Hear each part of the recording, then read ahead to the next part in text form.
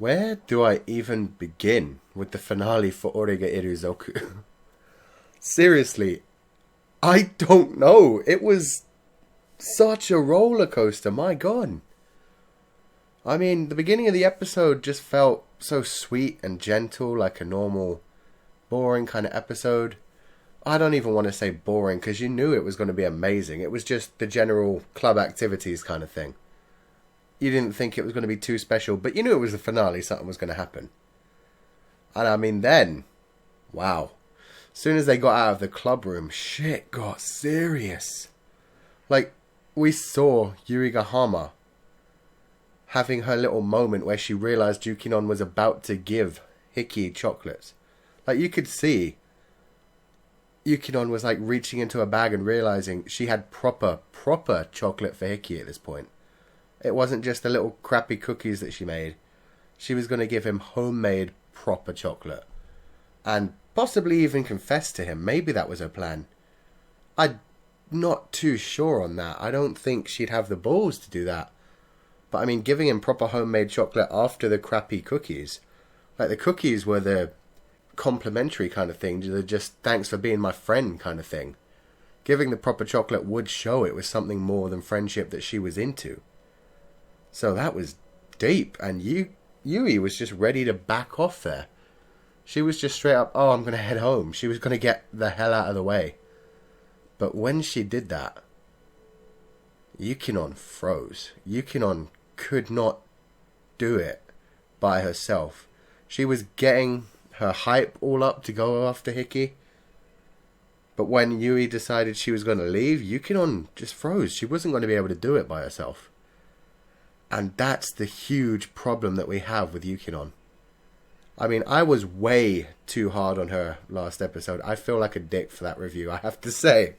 Because I really do need to backtrack on that now. Yukinon's feelings for Hiki, as I've said, they're real as far as she knows.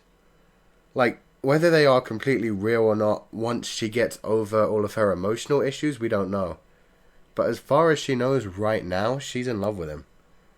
And so, saying that she doesn't love him because she can't due to her emotional problems is going a bit far.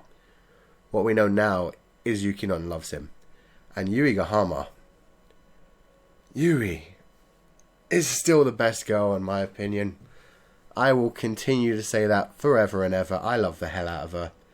She tried to back off for Yukinon. When Yukinon froze at that point, realizing she was going to be alone with Hiki, Yui then did this whole thing of being like, or maybe I should stay? Like, she wasn't sure what she was supposed to do at that point. She just wanted to help Yukinon to do her thing. That was amazing. And then Haruno jumped in on this bitch and got really up in their beardness. Like, she just destroyed Yukinon, just like saying, oh, you're free, aren't you? You get to do what you want, kind of thing, but also just tearing her to pieces, letting her know that what she's doing is just not good at all. Haruno is really annoyed with the way Yukinon is, and she wants her to get over it. And she is actually trying to be a good sister. I've got to respect her for that. She's trying to do, through very harsh and dirty means, the best thing for her sister, which would be to get her over her basic emotional problems. I did like how Hiki kind of like stood up for Yukinon this time. He didn't just sit back and let everything go on like he did with the mother. At this point, he talked Haruno down and just kind of calmed everything. And then Yurigahama was, of course, the saviour as usual and talked everyone's way out of it. And then we got to see Yui's mum. And Yui Mama is amazing. No joke. She looks perfect. Not going to lie. 100% waifu material. Yui's dad is a lucky man. And not even in a dirty kind of way. Just in a, why is this woman so amazing kind of way. Like how she jumped in and was just like, oh, you're Hiki, are you? I've heard so much about you. She talks about you all the time. Like, completely destroying Yui right there. Yui was so embarrassed, and she's just like the perfect mum. And just really amazing. Her character design is awesome. Probably what Yui's going to look like in 10 years, and that's why Hiki should choose Yui. Know what I'm saying? You know what I'm saying. So yeah, awesome character that got thrown out there and then disappeared instantly. And then Yukinon's phone call with Haruno. My god, the emotions on that one were high. I really loved how Haruno was just like, pass me over to Hickey, bitch. I got some shit to say to Hickey. And Yukinon was just like, oh, okay. And the way she was just like, oh, you're nice, aren't you, Hickey? You're very nice, aren't you? Like, kind of challenging and insulting him. I really do have quite a lot of respect for Haruno after this. She's the real Batman in this. She's acting like a bitch and doing the baiting kind of thing to try and make her sister stronger and to try and make Hickey and even Yui stronger. Haruno is awesome. I have to say that. She's been pushing them forward for a long while, claiming herself to be the bad guy. And I kind of respect that. And I think when we see Hayama kind of smiling at her in the last few episodes, and I think he's caught onto it. Like, he's grown quite a bit and seen what's going on. And so that's cool. And so, really, Hickey started to see what was going on really in this episode as well.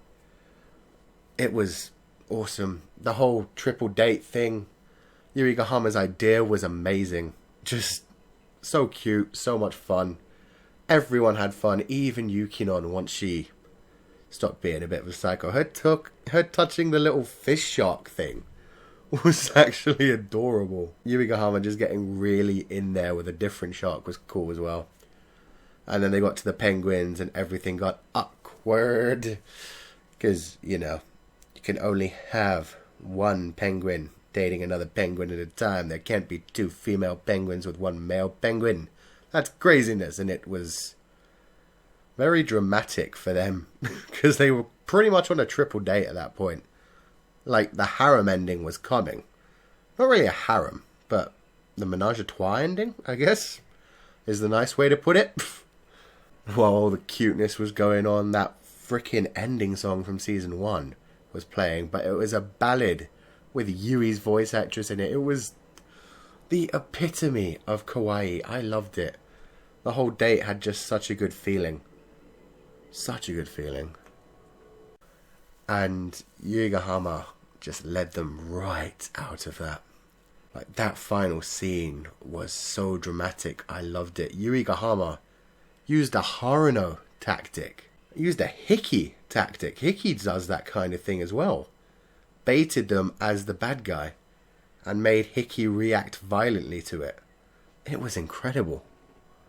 And Yui went straight ahead and pulled out her proper homemade cookies like I said she was going to, although I expected chocolate.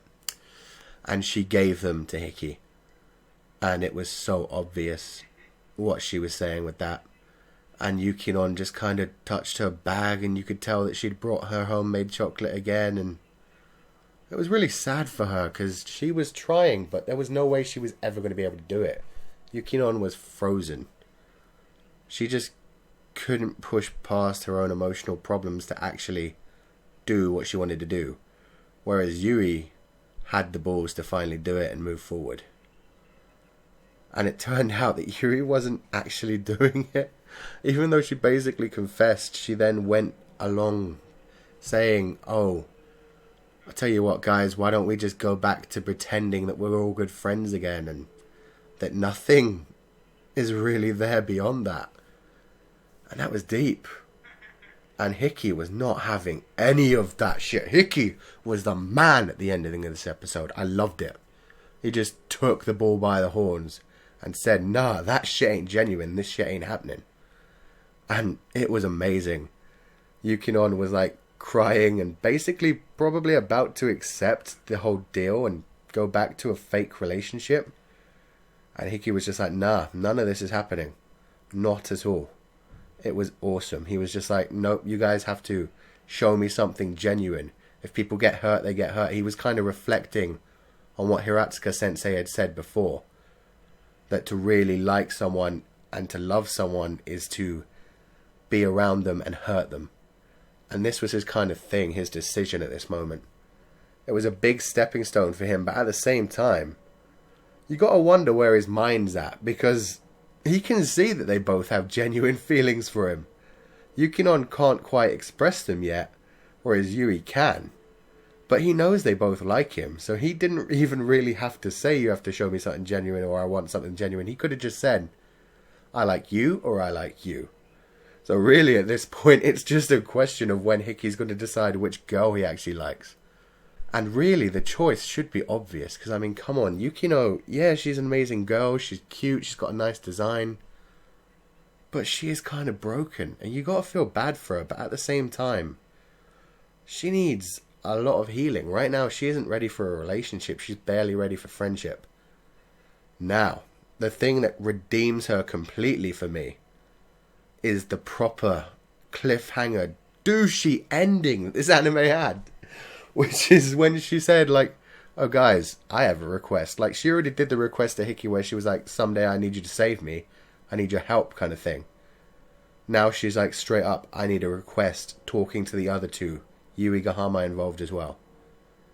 So what I'm really hoping for is that her request is going to be that she needs more strength, that she needs help expressing herself, that she needs help to be who she is, and that she's realized how many problems have been caused basically by her emotional problems. I would really love if we get to move on from this and have Yukinon become a strong character who isn't emotionally dependent on Hickey anymore, or Yui. Because, I mean, she can't even talk to Hickey properly without Yui around in this episode, which is weird because she's done it before. She's done it, like, at the amusement park. They flirt and they casually talk quite often. And again, when they were alone in the doctor's office. So the fact that in this episode she needed Yui to back her up so much was a bit odd. It was like she was regressing further and further as time's going on. So I don't know. Yukinon needs help, and the fact that she's finally requesting their help is good. It's a step forward. We don't know what she's actually going to ask for help for. Maybe she just needs help to talk to her family first and to make that first step. But that would be great anyway. The fact that she's able to say, I need help to them, shows that she's moving on. Hickey did that only a few episodes ago. And since then, well, throughout this season, really, he's become so much more emotionally strong. So much more developed. And so now we need that for Yukinon, because she has been going backwards, or at least staying at the same level since episode 1 of the first season. So she needs some serious growth. And I'm just going to throw it out there again. Yuri's amazing and perfect, and my God, she deserves all the love that she's been getting recently. And her mum is awesome. So yeah, that's my review of this episode. I'll probably do a review of the whole anime later on, just because this season 2 was so amazing. It's actually managed to beat Arslan Senki as my anime of the season. Just because of the way it went down and how powerful it was. Even though it was a douchey cliffhanger ending, it was still amazing and emotional. I do just want to say as the last thing, I'm going to do a live event on Sunday at midday GMT +1. So midday if you live in the UK. It will be very early for Americans, but I'm hoping to stay on for a few hours there and really get to talk to people. It's going to be my first live event, and it's going to be on one of my backup channel things, kind of. It was a channel I made with my friend in the past that had a few videos on it. So I'll put a link to that in the description and an annotation here to let you guys see that. As I said, it will be Sunday, starting at midday. And if you guys say, oh, that's way too early for me, like if there are Americans on here that want to do a later one, we can do it either on Sunday later or on Saturday or even Friday night late if you guys want that. Whatever would help you guys to really get involved, we can do another one as well. It's just the main time that got requested was Sunday around that time. So thanks for listening, guys. Leave your comments below letting me know what you thought of this episode and everything that went on, and the cliffhanger now that we're caught up with all the light novel volumes as well. And we have to actually wait for the writer to write things. Oh God, it's Game of Thrones all over again. And just thanks for being with me through all these ramblings and discussions. It was awesome. Subscribe to my main channel, Cucullin, if you want to see more anime reviews from next season and want to tell me what I should be watching next season. Like if you enjoyed this review. And I will see you guys next time. Hopefully at the live event on Sunday. If not, hopefully on Cucullin. See ya.